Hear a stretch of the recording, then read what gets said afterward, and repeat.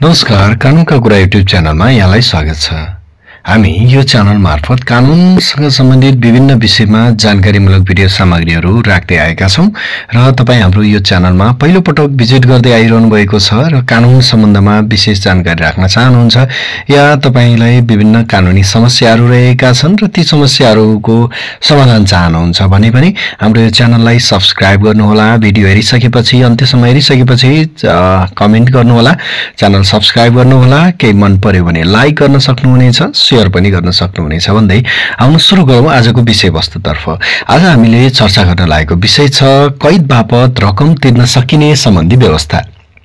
त्यो भनेको यदि कुनै पनि मानिसलाई, कुनै पनि व्यक्तिलाई, कुनै कसुरदारलाई भनौं कुनै कसुर गरे बापत 1 वर्षसम्मको कैद सजाय भएको छ र ऊ पहिलो पटक कसुरदार हो भने उसले अब 155 यो जुन सुविधा भनेर हामी भन्ने गर्छौं, यो मुलुकी फौजदारी कार्यविधि संहिताको दफा 155 को सुविधा हो। यो सुविधा बमोजिम अब रकम तिरेर नै कारागार बस्न नपर्ने गरी कैद भुक्तान गर्न सकिन्छ। यही विषयमा रहेर आउनु चर्चा गरौं। सबभन्दा पहिले त मुलुकी फौजदारी कार्यविधि संहिताको दफा 155 मा भएको यो कानुनी व्यवस्था हेरौं। यहाँ भनेको छ कैद बापत रकम तिर्न सकिने। यसको उपदफा 1 मा भनिएको छ पहिलो पटक कसुरदार ठहरी 1 वर्ष वा 1 वर्ष भन्दा कम कैदको सजाय भएको। एउटा के हुनु पर्यो त कन्डिसन भने पहिलो पटक कसुरदार ठहरी हुनु पर्यो।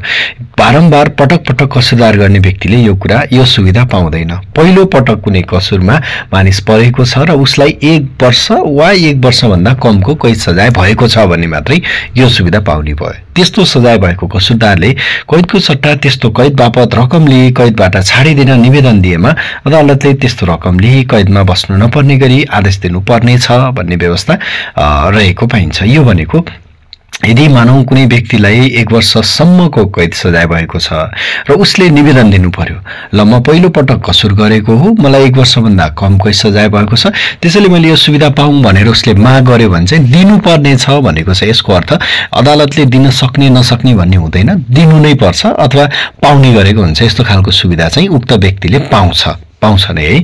त्यसैले यो व्यवस्था चाहिँ यहाँनेर गरेको छ र उपदफा 2 मा भनिएको छ त्यस्तो आदेश दिनु अघि त्यस्तो व्यक्तिलाई कुनै प्रकारको कसुर नगरी राम्रो आचरण पालन गर्नेछु भन्ने बेहोराको कागज गराउनु पर्ने छ। त्यस्तो कागज पनि गराउने गरिन्छ र उपदफा 3 मा भनेको छ रकम तिरे कैद बस्न नपर्ने गरी आदेश भएको कसुरदारले कैद बापत रकम बुझाउँदा कति बुझाउने त भन्दा 1 दिनको कैदको 300 रुपैयाँको दरले रकम बुझाउनु पर्ने छ। जस्तै मानौं तपाईलाई 1 महिना कैद भएको थियो भने 1 महिना कैद बापत कति बुझाउनु पर्यो? 1 महिना भनेको 30 दिन भनेको 30 × 300 गर्दा 9000 रुपैयाँ। ओके, 1 महिनाको 9000 को दरले रकम बुझाउनु पर्ने हुन्छ।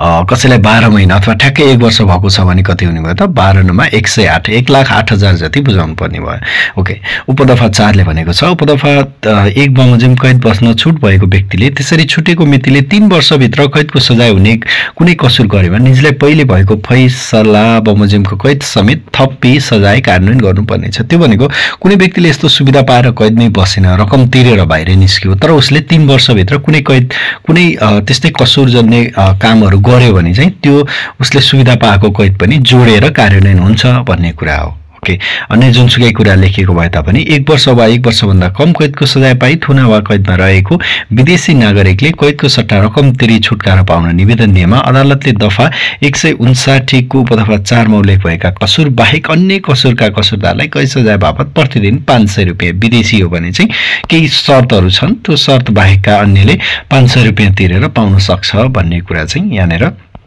राखिएको छ। र यसरी रकम तिरेमा कसुरदारले कैद भुक्तान गरेको मानिन्छ भन्ने कुरा पनि यहाँनेर रहेको छ।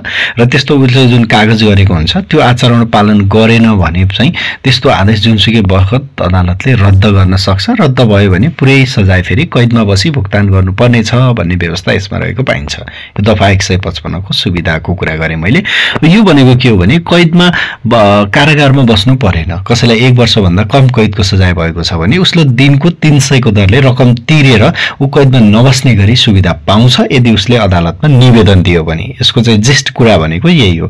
अब यसको केही आलोचनात्मक पक्ष पनि छ। कसैले चाहिँ यो कैद बापत रकम तिरेर यो चाहिँ कैद किने जस्तो भयो, यो चाहिँ जससँग पैसा छ उसले कैद बस्नु नपर्ने गरी यो सुविधा ठिक होइन भन्ने पनि छन् भने कतिपयले चाहिँ अब 1 वर्षभन्दा कम कैदको सजाय हुने भनेको सानातिना कसुरहरूमा हो भनौँ। त्यस्तो जघन्य कसुरमा चाहिँ अब 1 वर्षसम्मको कैद हुँदैन, धेरै नै कैद हुन्छ। त्यसैले सबैलाई कैदमा राखेर मात्रै पनि हुँदैन, सबैलाई चाहिँ कारागारमा राखेर पनि त्यो चाहिँ अपराध कम हुँदैन। त्यसैले सबैलाई थुन्नुपर्छ नै भन्ने छैन। त्यसैले यो सुविधा दिएको राम्रै पनि हो भन्ने पनि छन्, सुनिन्छ हैन। तपाईलाई यो सुविधा चाहिँ कस्तो लाग्यो? यस्तै अन्य जानकारीमूलक भिडियो सामग्रीको लागि हाम्रो यो च्यानललाई सब्स्क्राइब गर्नुहोला भन्दै आजको भिडियोबाट मैले बिदा मागे। फेरि अर्को यस्तै भिडियो सामग्रीको साथमा उपस्थित हुनेछु। नमस्कार।